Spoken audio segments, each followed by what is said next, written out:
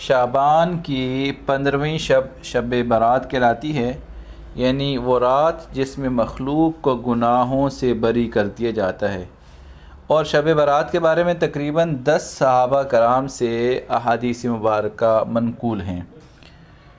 عائشہ صدیقہ رضی اللہ فرماتی ہیں کہ شعبان کی 15ویں شب کو میں نے نبی کریم صلی اللہ علیہ وسلم کو اپنی آرام گاہ پر موجود نہ پایا تو میں تلاش کرنے نکلی، دیکھا آپ جنت البقیع کے قبرستان میں تھے۔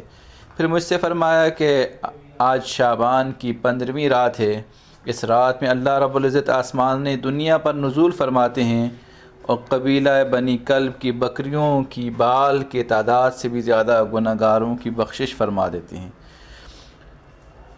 اسی طرح ایک حدیث مبارکہ میں آتا ہے، اس رات تمام مخلوق کی مغفرت کر دی جاتی ہے سوائے 7 لوگوں کے، ایک مشرک، دوسرا والدین کا نافرمان، تیسرا دل میں کینہ رکھنے والا، چوتھا شرابی، پانچواں کسی مسلمان کو ناحق قتل کرنے والا، چھٹا شلوار کو ٹخنوں کے نیچے رکھنے والا، ساتواں چغل خور، کہ ان 7 افراد کی اس عظیم رات میں بھی مغفرت نہیں ہوتی۔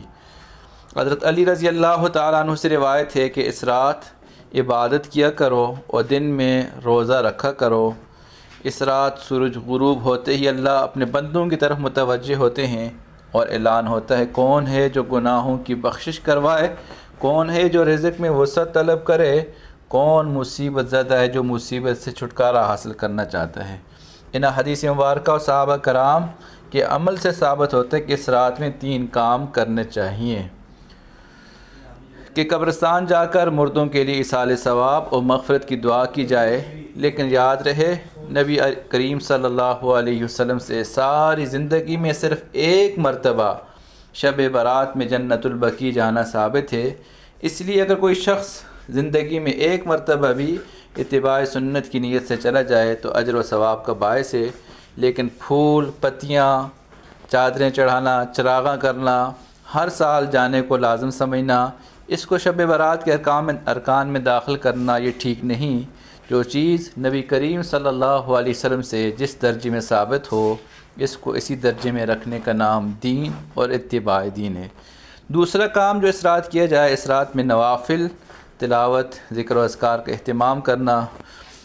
اور ایک بات جو ہے وہ یاد رکھنی چاہیے کہ نفل ایسی عبادت ہے جس میں تنہائی مطلوب ہے، یہ خلوت کی عبادت ہے، اس کے ذریعے اللہ کا قرب حاصل ہوتا ہے، لہذا نوافل وغیرہ میں تنہائی میں اپنے گھر میں ادا کر کے اس موقع کو غنیمت جانیں۔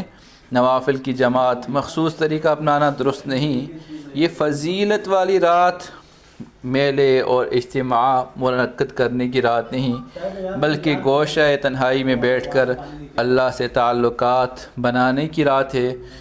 تیسرا کام، دن میں روزہ رکھنا مستحب ہے، اور ویسے بھی ایام 20 کی یہ دن بنتے ہیں 15 شعبان، تو اس نیت سے انسان رکھ لے، بہت فائدہ ہوگا۔ بہرحال اس رات کی فضیلت بے اصل نہیں، اور سلف الصالحین نے اس رات کی فضیلت سے فائدہ اٹھایا ہے۔ ہم سب بھی اس رات سے فائدہ اٹھانے کی کوشش کریں۔ جزاکم اللہ۔